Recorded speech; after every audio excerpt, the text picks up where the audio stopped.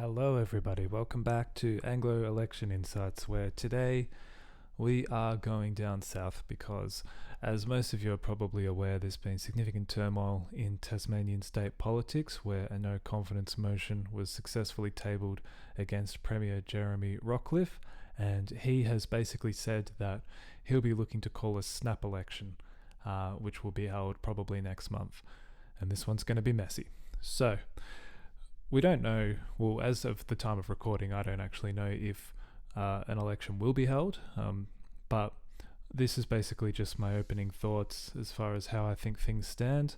But the key here is that I am a mainlander, whereas, if you're down in Tasmania, maybe, you probably have a better idea of what people are thinking, some of the local personalities and some of the issues as well. Tasmanian politics sort of seems a little bit more local than, say, here in Victoria. So it's going to be a pretty broad overview, but if you have some info that is a little bit more nuanced than what I'm presenting here, I'd love to see you leave a comment. So this is the current composition of the Tasmanian Parliament. Let me know if I've made a mistake here, but I think I've got it right. So we've got 14 Liberal members here, so it's about, 3 short of a majority. We've got 10 seats for Labor, 5 seats for the Greens, and then we've got one remaining Jackie Lamy Network member who will most likely have another crack as an independent with Lamy's support. We've got the 2 ex-Jackie Lamy Network MPs. We've got Garland, O'Byrne and Johnson as crossbench independents, and here I've just said whether or not they voted yes or no for the no confidence motion, which only passed by 1 vote, remember. Okay, so will we get an election? Well, you guys will probably know if you're watching this by late Tuesday, but as I'm recording on Monday, all I know is that internally the Liberals apparently aren't really that confident. A couple of the MPs would be a bit nervous about their own seats, but the problem is there's no obvious leadership candidate who has emerged and who would have the numbers, so it just sort of seems like the Liberals are kind of stuck with Rockliff, which means going to an early election, although the governor's likely to ask both the Liberals and even Labor to attempt to form government before calling an election so soon. But basically it seems that the Liberals don't want to proceed in government without Rockliff as leader, and Labor has absolutely no plans to deal with the Greens, which means there's really no choice but an election. So the issues now, again, this is just a mainlander looking in. There's probably much more kind of local stuff happening, but more broadly, state budget is in deficit. It's projected to blow out to somewhere around 10 billion, which sounds like nothing really coming from a Victorian, but of course Tasmania has a much smaller tax base, so that is an issue, and basically the speculation is that state assets might need to be sold and there will need to be cuts to the public service. That's your pretty classic sort of Labor attack line on a Liberal government, of course, but then there's the Macquarie Point AFL Stadium, which is going to cost somewhere upwards of 1 billion, I think, and as with all major projects, the cost has been ballooning out, which that's been seen as a very heavy burden on the state budget. A lot of people, especially in the northern, more rural parts of the state, I guess, don't really feel as if it's a good use of taxpayer funds, whereas younger people, particularly those who live in Hobart, are a little bit more on the fence. And then the other issue that the government has had is that they bought a couple of replacement ferries for the Spirit of Tasmania, but it seems that the ones they bought aren't fit to be used at the Devonport docks, so they're still moored in Scotland or wherever they're being held, and that obviously looks just like a massive debacle. So yeah, that's kind of three big issues, but there's going to be other stuff kind of bubbling away under the surface too, which I'm not really aware of. So just looking at the parties, you've got the Liberals, Labor, Greens. Also, the Tasmanian Nats got re-registered late last year, I think. No Jackie Lamy network. She's basically said that she won't be supporting candidates in or running candidates in state politics anymore. Although she will provide some support to Andrew Jenner, I think. And then you've got a swath of independents, including the ex-Jackie Lamy network candidates, or MPs, I should say, in Braddon and Bass. There are other minor parties too, like I think Animal Justice is registered, I think Shooters, Fishers and Farmers as well. But these are kind of the ones that I think are going to make a significant impact on the election. So I'll just quickly run through the parties. The Liberals, obviously, they have a lot to do in order to protect their very tenuous hold on government. When you look at the federal results, they did really badly, particularly in the northern rural seats, which is kind of their stronghold at the state level. And then in the most recent state polling, they've gone backwards in vote share to the point where Labor are actually out-polling them. But the good news for them is that Rockliff continues to enjoy a significant lead as preferred premier over Dean Winter. And I guess their angle for this election is trying to redirect that voter anger to Labor instead of towards them. And at the same time, some big personalities, Rockliff himself, and then it sounds like Bridget Archer as well, those kinds of characters who can hopefully drive, a big personal vote, and their surplus quotas can basically hold off Labor or independents from nabbing any of their seats. Whether or not that actually plays out, we'll see, but they've got a tough record to defend at this point. But the dynamics of this election are not sort of the usual dynamics of an election that's come sort of at the typical time, which is, shall we say. Labor, on the other hand, they obviously buoyed by the recent federal success, and that's probably had something to do with the timing of the no confidence motion. They've got government failures to point to, and the it's time factor is starting to creep up on this government. It's carrying a fair bit of baggage at this point. However, they are committed to the stadium as well as the state Liberals, so they might struggle to provide differentiation.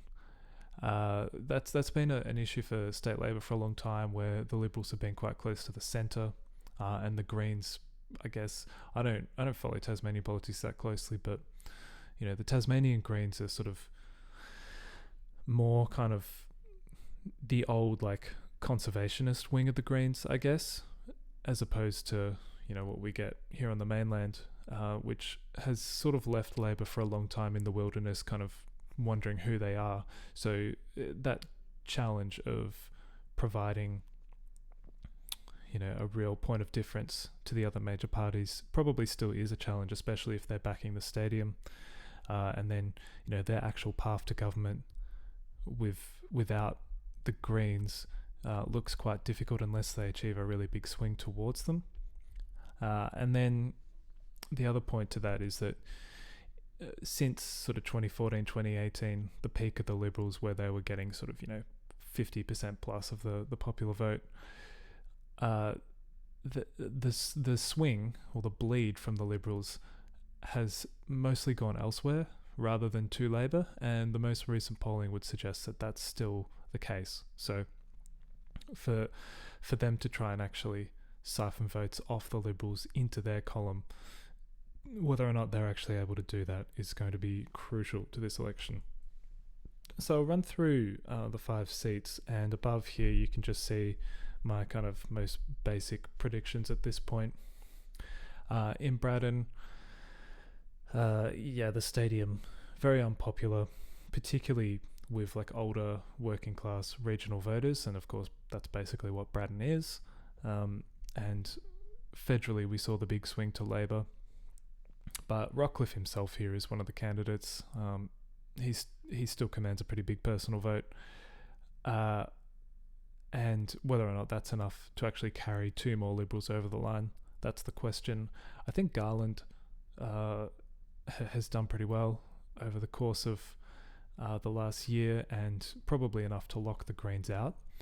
And then the Tasmanian Nats, if they get off the ground, and I don't know if they will, they might just kind of go nowhere, but if there's enough money, resources, if they pick good candidates, if they get some federal support maybe, they're running on a ticket of being anti-stadium but pro-team, which, sounds very sort of politically convenient but not very pragmatic, I guess. But if they're able to kind of fill that ideological space that the Jackie Lamy network previously did, and perhaps pick off some more of those disaffected Liberal voters, they're probably a chance to pick up a seat. But again, I don't know if they're actually going to get off the ground properly. I guess we'll see. Labor would rate themselves a chance to pick up a third seat here, I would argue. So then in Bass, again, you've got the big swing to Labor, but and the stadium issue, of course, but the swing against the Liberals wasn't as significant here as it was in Braddon and Lyons, probably because Bridget Archer was on the ticket and the Labor candidate was sort of a bit less high profile, whereas Labor had high profile candidates in Braddon and Lyons. Archer herself has basically indicated that she's going to run for pre-selection.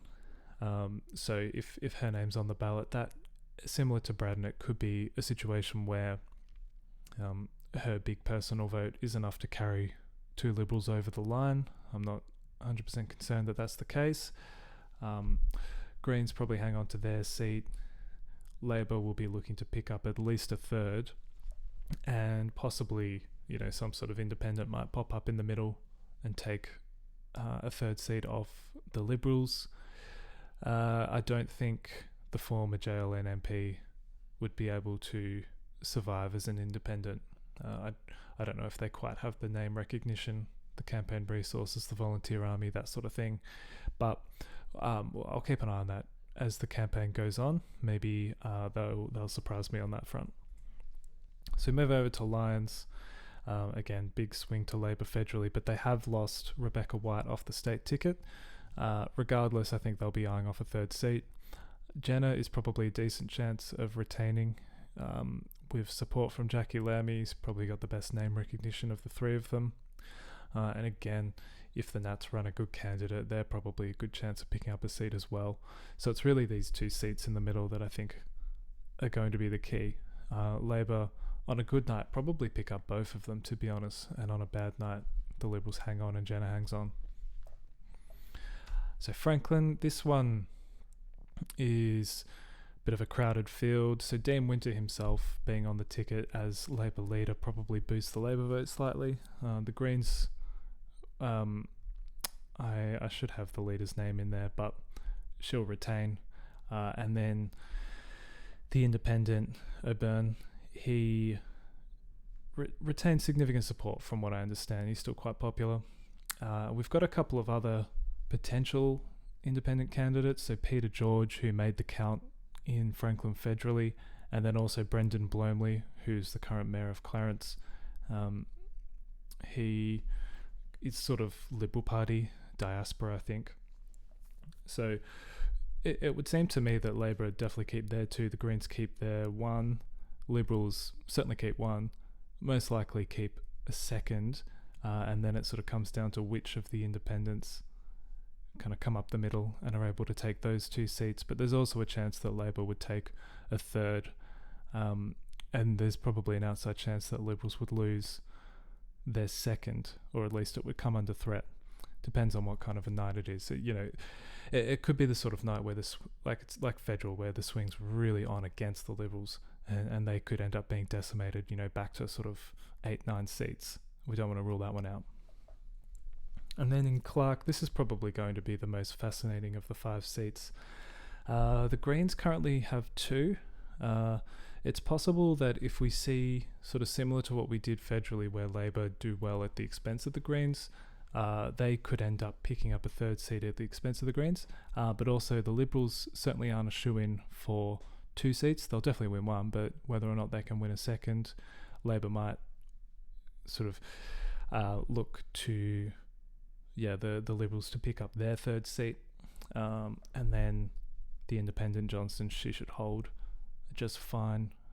But yeah, I think so. There's a few possibilities here, whether the Liberals win 2, Labor win 2, Greens win 2, sort of status quo, or Labor might pick up the Green seat or the Liberal seat. Yeah, like there's a whole bunch of different options. It could even be, and again, like we don't know who's going to run. So these predictions might age really badly. Just keep that in mind. This is just me sort of putting out my initial thoughts. And then when I put it all together, basically I'm saying the Liberals look fairly solid to win 8 or 9 seats. And on a good night, they can probably win most of the seats that they won in 2024. Independents, like 5 of them probably looks kind of likely, but that really depends on who runs. Labor, they'll keep their 10. On a good night, they're probably looking at 13 plus, and the Greens, I think a good night for them looks like maybe 6 if they can pick up a seat in Braddon.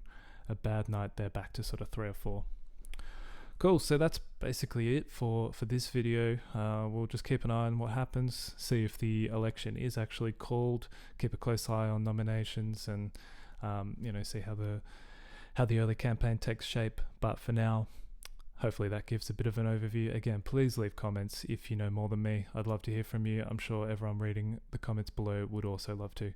So thanks guys. Please subscribe to the channel if you're new here and you're enjoying the content but haven't done so already. Please like the video if you enjoyed it, and of course leave your comments below. I'll see you guys soon. Thank you very much. Bye now.